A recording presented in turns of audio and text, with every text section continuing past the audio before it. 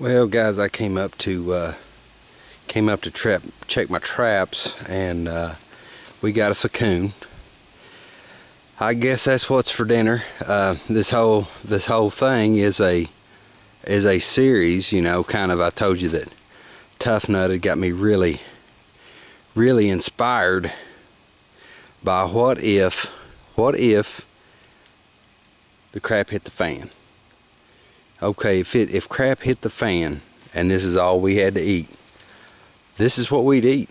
We'd eat coon, I'd eat possum, I'd eat anything in the world to keep me and my family alive. Now this trap down here is it's empty. We didn't get a squirrel or nothing off of it. But anyway, I'm gonna make use of the food. You guys might think it's gross or whatever to eat coon or whatever like that, but shoot, this old boy eat anything. I eat anything, it don't matter. But I'm not gonna make a spectacle out of this. I'm gonna put the coon down, I'm gonna take it home, skin it, save the hide. I'm gonna save the hide and I'll eat the rest. So alright guys, we got our coon here. Pretty good sized male. Pretty good size, I'd say 20 pounds, something like that. Anyway, I'm gonna get it home and clean it and get the hide off of him, and we'll start preserving that maybe tomorrow, something like that. I might just salt it tonight. But we got coon to cook, guys, so hang tight. All right, tuners, I just want to put a warning out there. You know, if you're weak-stomached, or if you support PETA or anything like that, you may want to turn the video off right now. What I am exercising is my own survival skills, and hopefully help you. You know, if you don't know how to do any of this, or maybe it's been a while since you've done it, whatever the situation is, you know, you don't have to watch this. That's one thing about America with the political correctness. I'm not politically correct. I just try to be a nice guy and treat everybody with respect. Okay, you respect me, I respect you. Whatever. I've even fallen victim to the whole political correctness thing. It even makes me wonder if am I saying the right thing? And you know, it's just a bunch of junk to me, that whole political correctness. If you be kind to one another, respect one another, everybody get along fine. So anyway, with all that out of the way, I've got to skin this coon. I went ahead and field dressed it. I thought they'd be just a little bit too gory for YouTube. What I want to do is take the hide off of it, okay? And this is my first time with a coon. Never killed a coon before. It's not my thing. Never was. But with the whole survival thing, yeah, it may happen. You know, I mean, let's put it this way, guys. Let's put it this way. You guys have heard a lot of the 2012 stuff. I don't get too freaked out about it. Like I said, I always try to be prepared. So I'm not going to live in a state of fear. I'm going to live in a state of preparedness. Okay? I personally believe that, you know, me being a Christian, Christ is going to rapture the church, and I won't be around for all the, you know, the 7 years of tribulation. Okay, with being that I don't know for sure. What if it's a mid-tribulation rapture? What if some people believe we get raptured at the end of the tribulation? So, you know, if I'm not right, hey, be prepared. At any rate, what if it has nothing to do with anybody being raptured? What if it has to do with war? What if there's a war over there, you know, where all the crazies are? You know, they're always, I'm not referring to Israel, I'm a big supporter of Israel. I'm referring to all the crazy Arab factions over there that are, all they do is fight. What if we get into it? What if our fuel supply gets cut off? Without fuel supply, then the trucking industry's shot. What if they talk about the CMEs or whatever from the sun? You know, we've been hit with those before, where it causes a major power outage or whatever. What if you can't get to the grocery store? What if there is no meat for you to eat? What if you don't have a food supply? Wow, that's something to think about. What if you had to go hunt it? You know, we've kind of been lulled into this thing in America where we're a bit spoiled. You know, you just go to Wal-Mart. People say if they don't have it, you don't need it. Whatever. All I know right now is that I have very little money. If I got to sell my guitar to go buy a crossbow, if I got to trade my guns to go get something else to hunt with, you know, like I sold my guitar and then traded one of my old guns and got enough money to get this crossbow. I gotta eat, man. So anyway, I don't mean to go on a rant. I really don't. But this is going to get a little. This will get a little bit graphic. So hang tight, guys. Here's our coon. You can see that this animal has a lot of fat, man. Big old fat layer. It's gonna take a little bit of work to get this skin fleshed, you know, to where it's prepared for me to preserve it. Whether you're going to make a pouch out of it if you're in a survival situation, whether you're going to make some kind of clothing out of it, a hat, whatever, but there's a lot of meat here too. So what I'm going to do, I've got this knife. I made this knife. I bought the blank from a company called Track of the Wolf. It's a Russell Knife Works blank, and I just bought the this is buffalo Cape buffalo horn that I put on here, and I haven't riveted it yet. I've got the rivets for it, but the epoxy held it just fine.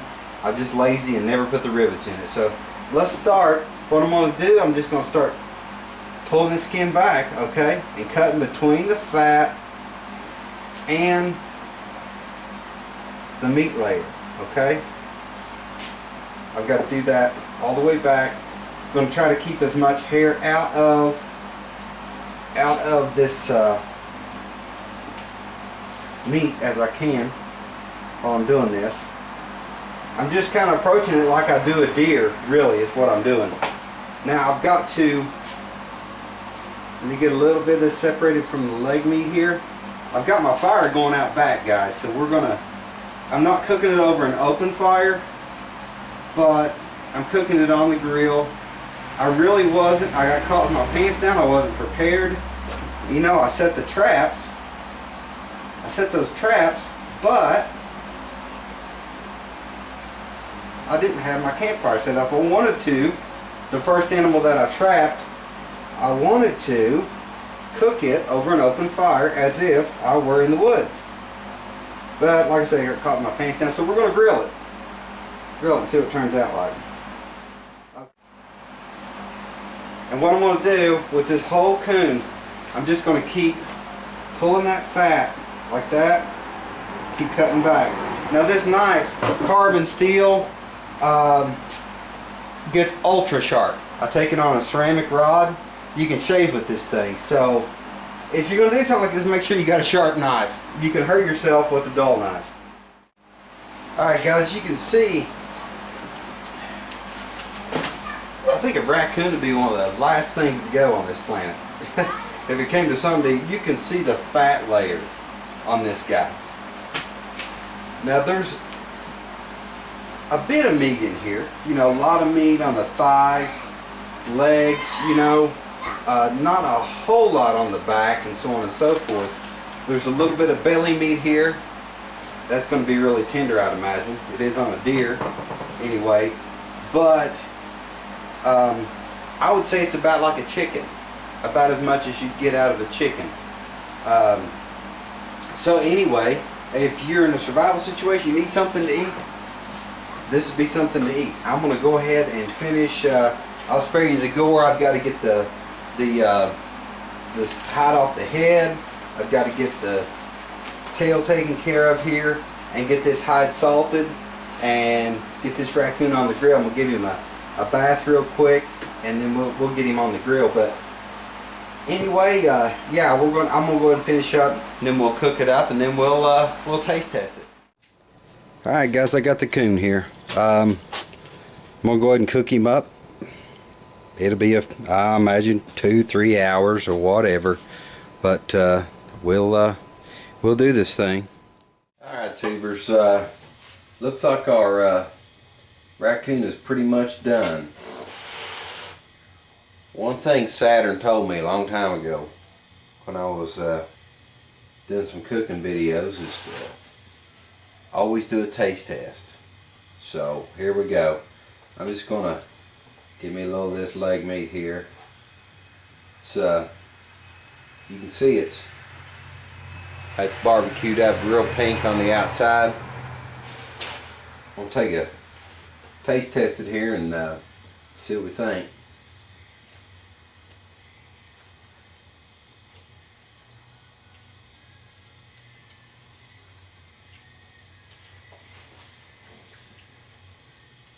Guys, that's pretty good. That's pretty good. It's gamey, which gamey doesn't bother me. I like gamey. I'm used to it. I've eaten so much deer over the years. And it kind of puts me in mind of deer a bit with the, and it may be the gaminess, you know, the gamey flavor of it, but it's really not bad, you know. I don't know if anybody that eats raccoon. Myself, it's not something that we a lot of us, you know, where I live, practice. I'm not sure. My whole point to this is survival. You know, people do. You know, people, you see videos all over the 2012 thing over and over and over. All these guys on YouTube that are you know, practicing these you know, their survival skills. They're throwing it out there. I think it's a good idea. I mean, I think it's something that people should know. To me, we've been programmed,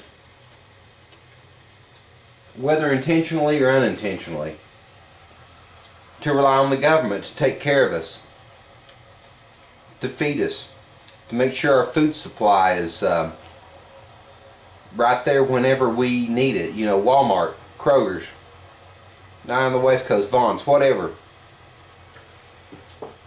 I'm not paranoid. I want y'all to know that. It's not, this isn't something to me that I'm paranoid about. It's something to me, though, that if things are as bad as what people say they're going to be, or what they are, whatever, you need to be able to take care of yourself. You know, I go and hunt deer and squirrel to prepare and eat for myself. I go kill my deer, I bring it home, and I butcher it right here in the garage. You'll probably see me do one this year. You know, Lord willing, if I'm able to get one. So anyway, yeah, I think it'd make a great stew, though. You know. Anyway, I hope you enjoyed the series, or the little segment here on the raccoon, the trapping and everything. I accomplished what I wanted to do. See if I can go catch a wild animal on a trap and bring it home to survive on it. So anyway, you guys take care, and I'll talk to you later.